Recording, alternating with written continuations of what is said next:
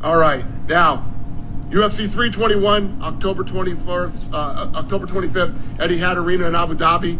Tom Aspinall will face Cyril Gane. Aspinall has 15 wins, and all of them are by finish. Gane is the #1 ranked heavyweight.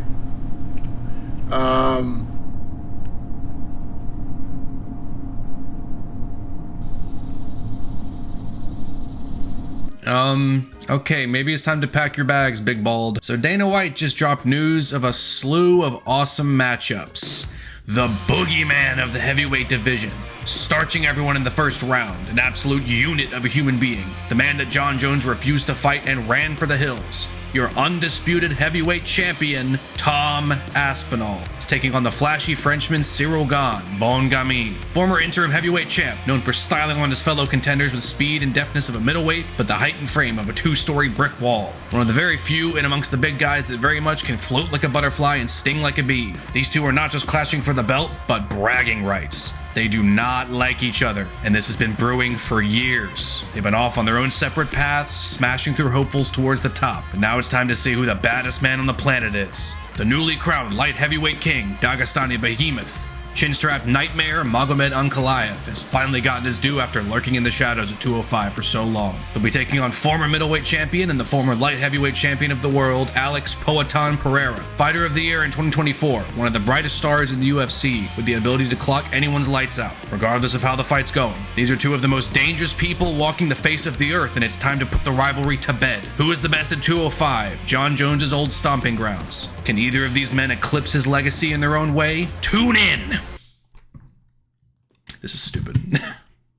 This is fucking dumb. And then we have Merab, the machine Dvalishvili, a certified hurricane at 135 with a truly monstrous cardio that allows him to go 1,000 miles an hour without breaking a sweat. And on top of that, an ever-improving skill set that has seen him blow past elite fighters in arguably the most stacked weight class like it's nothing. He just got done wiping the floor with Umar Nurmagomedov and Sean O'Malley back-to-back in recent months, and is already bearing down the coveted title of bantamweight GOAT with each subsequent defense. Against him in the opposite corner is the Sandman, Corey Sandhagen, the slickest, most technical striker in the division. He earned his shot over a year ago, but instead took on the barely ranked Umar Nurmagomedov anyway to prove to himself that he could do it. It may have come up short at the time, but he's back in the mix after a pair of bounce-back victories. No matter where the fight takes place, he's dangerous.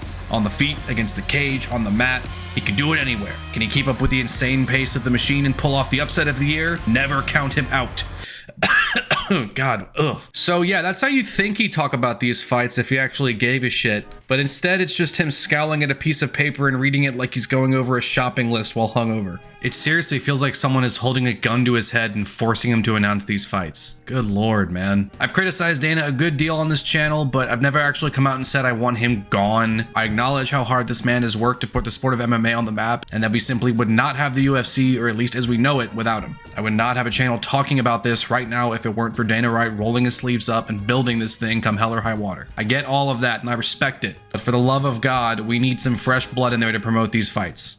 Everyone's been feeling the UFC malaise for the last year or so. We've all made videos complaining about it. There are too many events per year, the Apex cards are shit and it makes the matchmakers lazy, and it's feeling more and more like a conveyor belt of the same thing week after week, yada yada. We all know this. We all still tune in to watch because the fighters make it worth the time and money for the most part. But things could stand to be a lot more engaging. It's really not that hard. I've touched on this in the past, but sports washing aside, I know that's controversial. Riyadh season, not just the boatloads of cash that comes with it, but also the true love of the sport of boxing that Turki Al-Sheikh possesses, has turned around the prow of a ship that was a dead and dying enterprise and made things exciting again. They don't happen every week, but we get these great matchups with decent undercards that are marketed relentlessly all the time now. They realize how big of a deal Canelo versus Crawford is, so we're constantly hearing about it. Not just that, but Dana White is attached to promote it, so we get promos, trailers, and mentions from the man about it like every week basically, even during UFC broadcasts. Now, I'm not gonna get all tribal and stupid about it and come on here claiming that Dana is betraying the UFC by promoting this fight,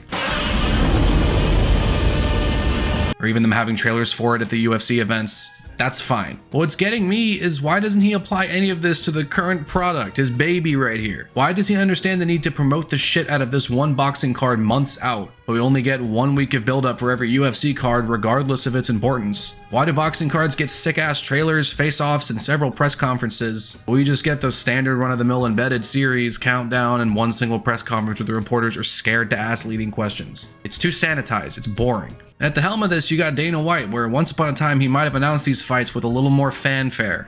Two outstanding fights. This is a fight that everybody wants to see. It will be massive. Surprise, surprise, the king is back.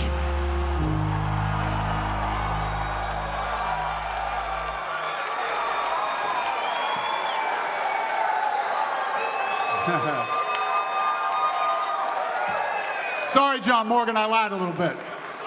They're not here, unfortunately. I know. But the fight is done. October, Las Vegas. It's on, ladies and gentlemen. God damn it, why can't we get more stuff like this, man? Even 6 years later rewatching this, I was getting some nostalgic chills. Why can't we get Dana fired up even a little bit for any of these banger matchups? I know Pereira vs. Ankh wasn't exactly the most exciting thing the first time, but it's still a great fight if both guys bring it. I just think Dana White has done everything and more that he wanted to do with the UFC. Every goal he ever had when the company was in the shitter, he's pulled it off, and we've just been sort of coasting with a stable but inconsistent product for a couple years now. Got all the TV deals he ever wanted, he had some of the biggest nights of combat sports of the last 20 years, he made the UFC into a juggernaut, he's done everything. I think the last bit of energy he had was used up last year for UFC 300 and the Sphere card. It was clear that an insane amount of money and effort went into making both of those events as spectacular as possible, with 300 being the most stacked card of all time probably. Even if 306 was less so in that department, the whole presentation and celebration of Mexican independence and all that was just frankly insane. It was cool. But I think once he got through that, he's just been going through the motions. And honestly, in between those events, like this has been going on for a while now. These days, it feels like he cares more about newer ventures like Power Slap or foraying into boxing. I mean, he was quietly promoting that Callum Walsh dude for years, but it was to more than a toe in going forward, it would seem. And if he wants to do that, cool. Go do other things. No one has a problem with that. But dude, can we get someone with a fresh vision in there, please? I think it's overdue. It's not just with this lame-ass announcement, but with a lot of things lately. It just feels like he's going about it in the most drab way possible. Remember how he announced the return of Conor McGregor last year? June 29th. Conor versus Chandler. 5 rounds, 170 pounds. Who's got the next question? I'll take it. Wow, Dana, I can barely contain it. I'm so excited. Or how about how he announced Jones' retirement? You said the timeline for Jones, 2 weeks to decide what to do with the title, whether it takes the fight or you're going to strip him. What do you think is more important, to keep the belt there so he can uphold his legacy, or we move the heavyweight division, take the title away from him? John Jones called us last night and retired.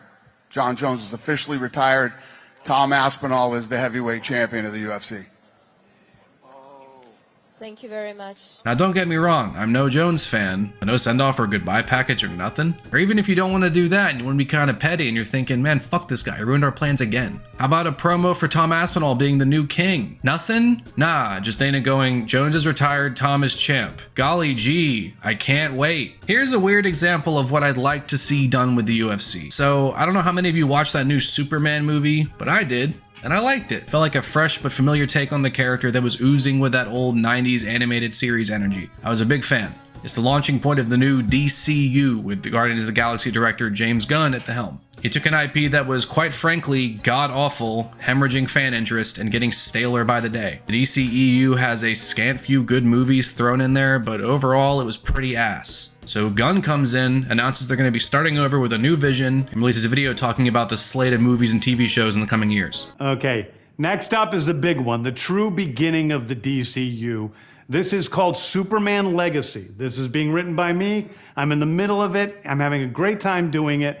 And Superman will be released into theaters July 11th, 2025. Okay, the next thing is a big premiere HBO television series called Lanterns. This is a story of a couple of Green Lanterns, John Stewart and Hal Jordan, and we have a few other Lanterns peppered in there, but this is really a terrestrial-based TV show, which is almost like True Detective with a couple of Green Lanterns who are space cops. You can just tell by how he speaks about these comic book characters that he loves them dearly and really wants to get them right. But talk is talk, so we'd only really be convinced that they're on the right track when we actually get to see the new Vision. And so now we have the movie. It was fun, reinvigorating for this dried up franchise, made a shitload of money, and has renewed said fan interest in the idea of a DC universe. I think I speak for a lot of people when I say I'm actually excited about what's coming next, because I trust that it's in the right hands. Except for Snyder fans, but they can go cry about it. I'll take a non-murderous Superman, thank you very much.